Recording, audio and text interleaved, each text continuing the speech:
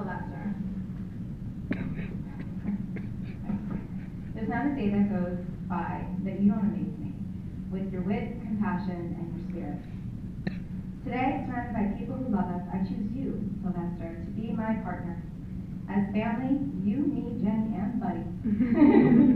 We will continue to create a home filled with learning, laughter, and most of all, compassion.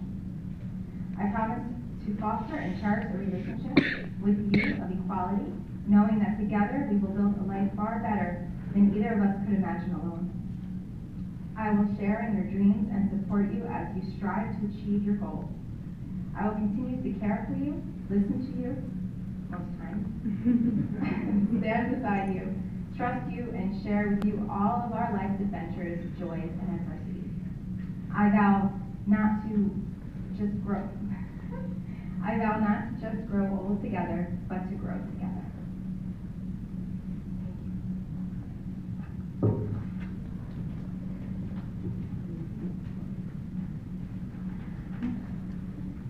Stephanie, you are the love of my life. You are my soulmate. The best way I can describe the way I feel is a quote from Mignon McLaughlin. A successful marriage requires falling in love many times, always with the same person. I lost count of how many times I've fallen in love with you.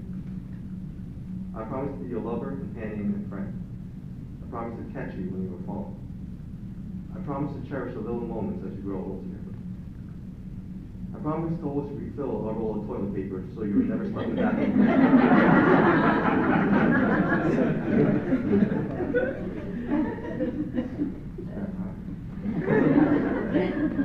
I promise to always put our family first. I promise to love you till the day I die.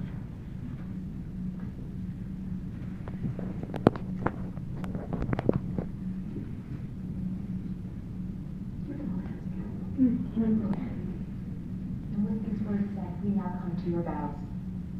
Look at one another and remember this moment in time.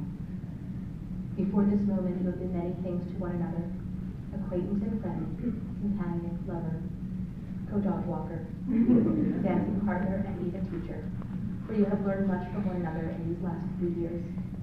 Now you shall say a few words that take you across a threshold of life, and things will never quite be the same between you. For after these vows, you shall say to the world, this is my husband, this is my wife. Stephanie and Sylvester, you have come here to be joined as husband and wife, constant friends and partners, and each other's greatest loves.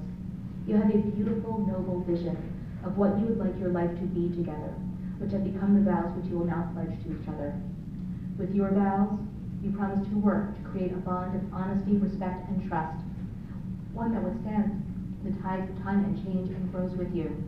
You promise to honor and respect each other for all that you are and will become, taking pride in who you each are, both separately and together. You promise to challenge each other and accept challenges from each other. You promise to join together to help the world reach its ideal, where love and friendship will be recognized and celebrated in many forms. You promise to give your love freely and unconditionally, to love each other from the bottom of your hearts for all of the days of your lives. Sylvester, do you make these promises, and by doing so, take Stephanie to be your wife, loving her freely and unconditionally from the bottom of your heart for all of the days of your life? I do. Stephanie, do you make these promises, and by doing so, take Sylvester to be your husband, loving him freely and unconditionally from the bottom of your heart all of the days of your life? I do.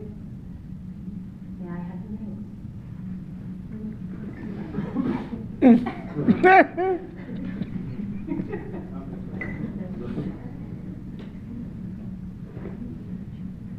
They're in a very safe place.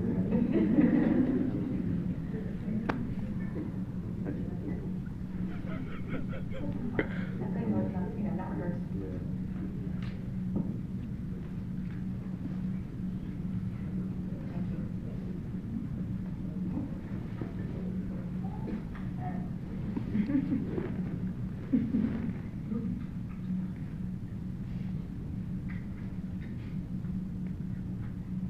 Now, I have the privilege of being the last person to hold these reins before you put them on each other. And I'm going to take this moment, take all of the love that is in this room, and hold it in my heart, so that when you receive these rings, they are worn by the love of all the people that care about you. With your statements made, your ketubah signed, and your vows said, you will now exchange symbols of the promises that you have made today. In the past, the ring was a symbol of kinyan, a gift from groom to bride costing no less than 25 cents, and made in exchange for the bride. As this is the 21st century, the bride and groom give each other these gifts, and the gifts have been adjusted for inflation. These rings, like your love, has no end. Like your love, it is precious and beautiful. Like your love for each other, it will be with you always. This Sylvester, you're going to take Stephanie's ring, little one. Okay. And you will say, you'll repeat after me. Stephanie, I give you this ring Stephanie, I give you this ring as a symbol of the vows we have made, as a symbol of the vows we have made. and that all that I am, That all that I am, I honor you. I honor.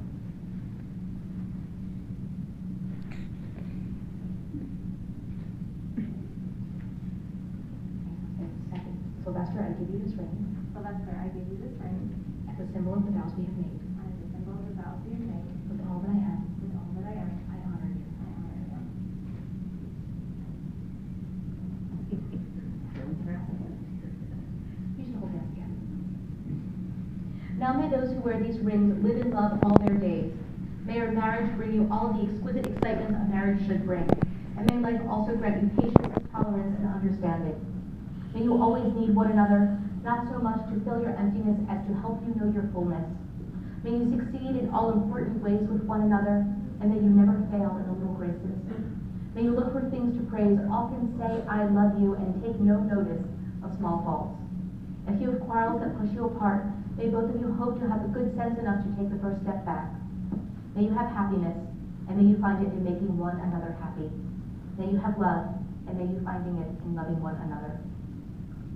Just as the Hindu and the Jewish wedding share the tradition of sacred space for bride and groom, they also share traditions of 7. In the Jewish tradition, we began with the circling of the groom 7 times. You are circling him to show that he's separate from all other people and unique. We also have the 7 blessings. Now today we've done something a little different because the two of you are so unique and your love is so unique. We've combined the traditions into something very special.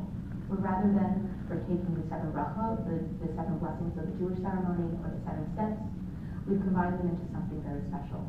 Where you have chosen the virtues important to you, and you've chosen people who are important to you to create their own blessing for you.